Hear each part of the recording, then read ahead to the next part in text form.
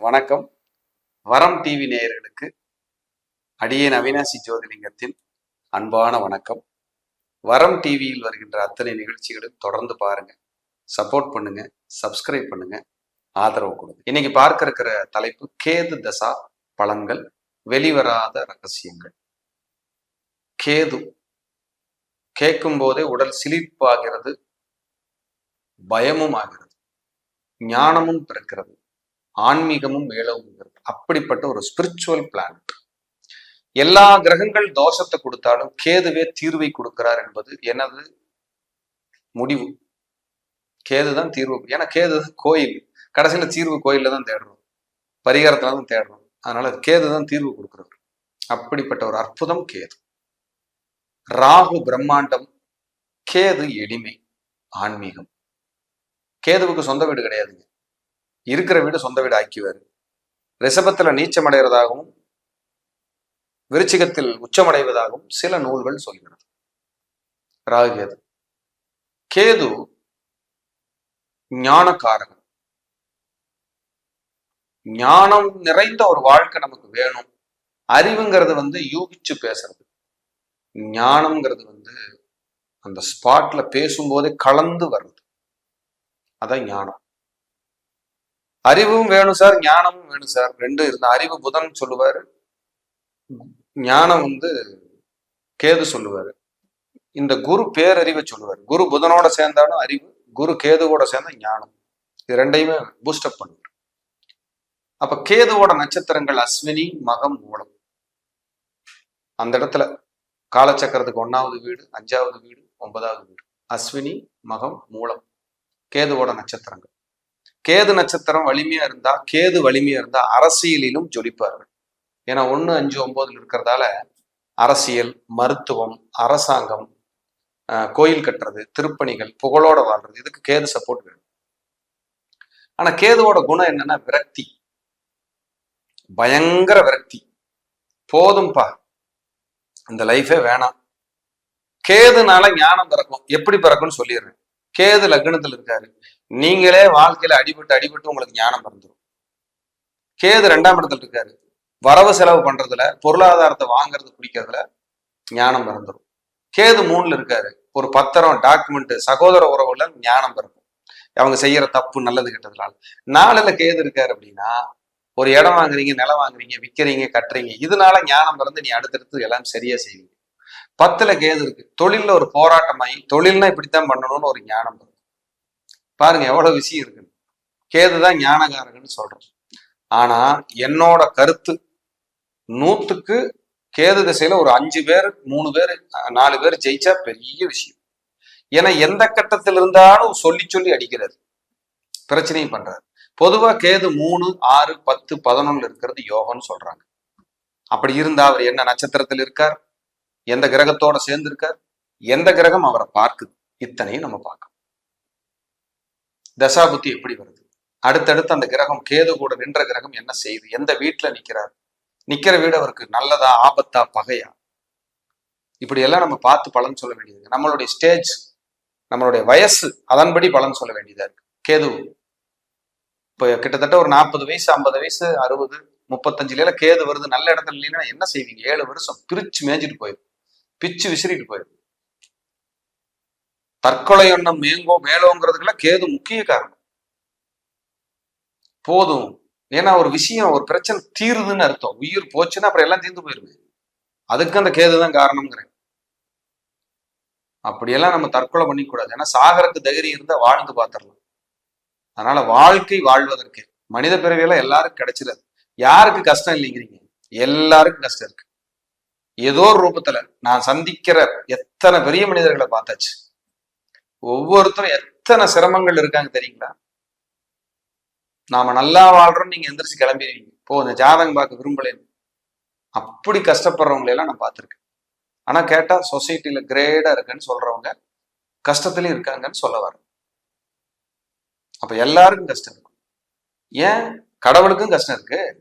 எத்தனை கோயில்கள் சிதிலம் அடைஞ்சு மேலோங்காம இருக்கு, அங்கேயும் அந்த பிளானட்டோட விதிகள் வேலை செய்யுதுன்னு சொல்ல வரேன். அப்படி வேலை செய்யும்.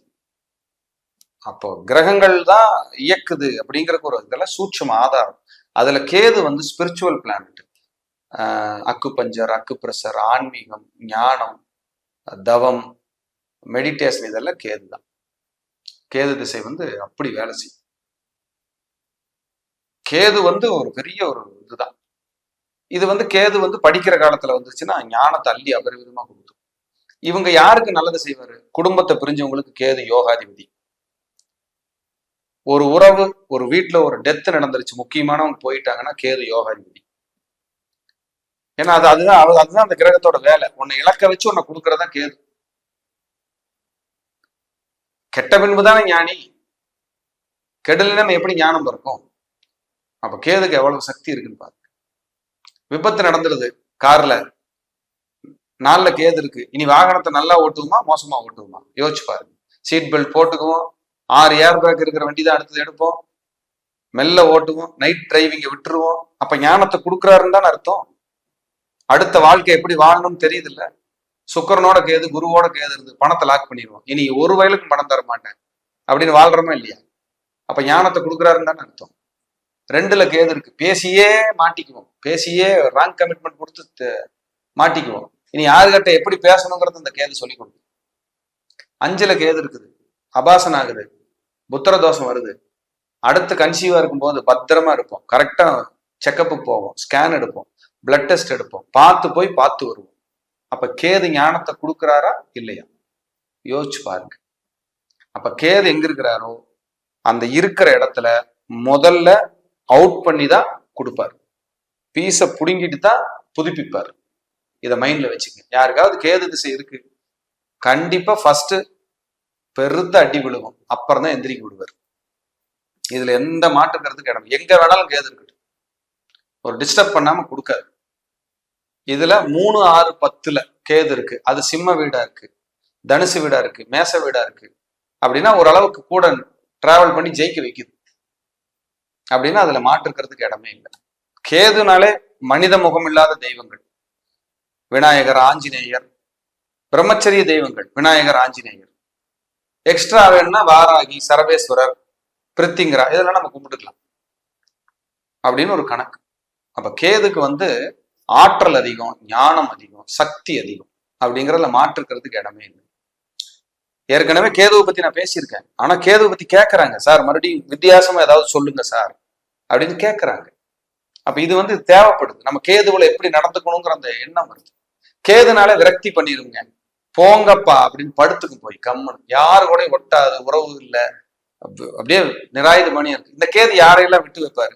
வக்கீல், ஜோதிடர், ஆன்மீகவாதி, டெய்லர், சிபிசிஐடி, அதே போல உங்களுக்கு ப்ரொஃபஸர், டீச்சிங் ப்ரொஃபஸர், இது எல்லாமே வந்து சரி பண்ணிடும். இவங்களை ஒன்றும் பண்ணாது. ஏன்னா இதுதான் அவங்களோட இது. அப்ப இவங்களுக்கு கேது தொந்தரவு செய்யறது. கேதுவோட ஆளுமையில தான் இங்க இருப்பாங்க. இந்த வேலை செய்யறவங்கள கேதுவோட ஆதிக்கம், கேதுதான் அவங்க ஆக்குப்பை பண்ணி வச்சிருக்கு. அதனால அது தப்பு பண்ணாது, தொந்தரவு பண்ணாது. அப்ப கேது அப்படின்னாலே யாருக்கு இருந்தா நல்லது, எங்க இருந்தா நல்லது, எப்படி? ஏன்னா கேது சிலருக்கு அடுத்த நகர்வுல போய் யார பாவிய தொடுதா, டிஸ்டர்ப் ஆகுதான்னு இதெல்லாம் செக் பண்ணணும். கேது திசை வந்துருச்சு, நீங்க ஆரம்பிங்க, வெளுன்னு வெளுக்கலாம், சூப்பரா இருக்கலாம். யாருக்கு கொடுக்கும்? ஏற்கனவே சொன்ன மாதிரி தான், யாராவது பிரிஞ்சு இருந்தா, குடும்பத்தை பிரிஞ்சு வெளிநாட்டுல இருக்கிறேன், வெளியூர்ல இருக்கிறேன், ஆதரவு இல்லை, நானே சமைச்சு சாப்பிட்றேன், தூக்கம் இல்லை, நானே துவைக்கிறேன், நம்மளை வருத்திக்கிட்டு செய்யறதெல்லாம் கேது. பரிகாரமே பாருங்க, இந்த அளவு குத்துறது, இது இறங்குறது, குண்டை இறங்குறது, பறவை காவடி எடுக்கிறது, பாதகுரடு, ஆணி செருப்பு போட்டுட்டு பாதகுரடு போட்டுட்டு நடக்கிறது, சவுக்குல அடிக்கிறது, கத்தி போட்டுக்கிறது, தேங்காய் எடுத்து தலையில உடைக்கிறாங்கல்ல, கோயில் நேர்த்தி கடன், இப்படி வருத்தி செய்யற எல்லா பரிகாரம் ராகுகேது தான். அப்ப எவ்வளவு இருக்குன்னு பாருங்க. அங்க பிரதட்சணம் பண்றது எல்லாமே ராகுகேது இல்லாம எதுவுமே இல்லை. அப்ப உங்க பரிகாரம் ஏன் வருத்தி செய்யும் போது நமக்கு வேலை செய்யுது? உடம்பும் மனசும் வலிக்கும் போது கடவுளோட கருணை ஆரம்பிக்கும், கொடுக்க ஆரம்பிக்கிறாங்க இறைவன். உடம்பும் மனசும் வலிக்கும் போது நம்மளுடைய கருமா குறையுது. அதுக்காக தான் உடம்பையும் மனசையும் வருத்திக்கிறோம். அன்னதானம் இருப்போம், நடந்தே செருப்பு இல்லாம வெயில்ல நடந்தே போவோம். சபரிமலை போறாங்க, உடம்பையும் மனசையும் வருத்திக்கிட்டு தான் எல்லாம் பண்றாங்க. குளிர்காலம் வேற, பச்சை தண்ணி எடுத்து 4 மணிக்கு ஊத்தணும், மார்கழி மாசம் எப்படி இருக்கும்?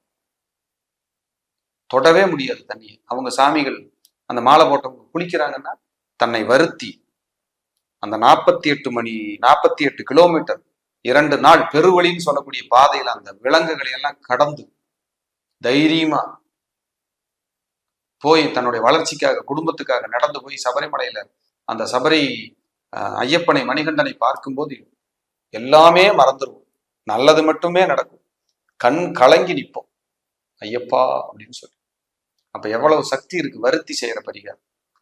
அதனால கொஞ்சம் பரிகாரம் வருத்தி செய்யும் போது கேது கம்முன்னு இருப்பார் அப்படிங்கிறத உண்மை. உங்களால வருத்தி செய்ய முடியல அப்படின்னா ஒரு நேரம் விரதம் இருக்கலாம், அது வருத்திக்கிறது தான், அது செய்யலாம். அப்படி வருத்தி செய்யற பரிகாரத்துக்கு செருப்பு போடாம இருக்கலாம், செப்பல் இல்லாம இருக்கலாம். வருத்திக்கிறோமே நம்மளைத்தான், செப்பல் இல்லாம நடக்க பிடிக்க கஷ்டமா இருக்குமே, அப்ப அதெல்லாம் வருத்தி செய்யற பரிகாரம் தான். இதெல்லாம் கேதுவுக்கானது. பிள்ளையார்பட்டி விநாயகர், கீழ்பரம்பள்ளம் பெரும்பள்ளம் கேது கோவில், திருமுருகன் பூண்டியில் இருக்கிற திருப்பூர் பக்கத்தில் இருக்கிற கேது கோவில், இதெல்லாம் சூப்பரா வேலை செய்யும். சித்திரகுப்தர் வழிபாடு கேது திசைக்கு பிரமாதமா வேலை செய்யும். கொள்ளு தானம் பண்ணி 7 நெய் விளக்கு போட்டு கேதுவுக்கு ஆத்மார்த்தமான பிரார்த்தனை பண்ணி வழிபடும் போது நிச்சயம் ஒரு விமோச்சனத்தை கேது பகவான் கொடுப்பார். கேது பகவானே கேண்மையாய் ரட்சி, வாதம் வம்பு வழக்குகள் இன்றி காத்தருள்வாய் என்று சொல்லி மீண்டும் ஒரு நல்ல பதிவிலே சந்திக்கிறேன். நன்றி, வணக்கம், வாழ்க வளமுடன்.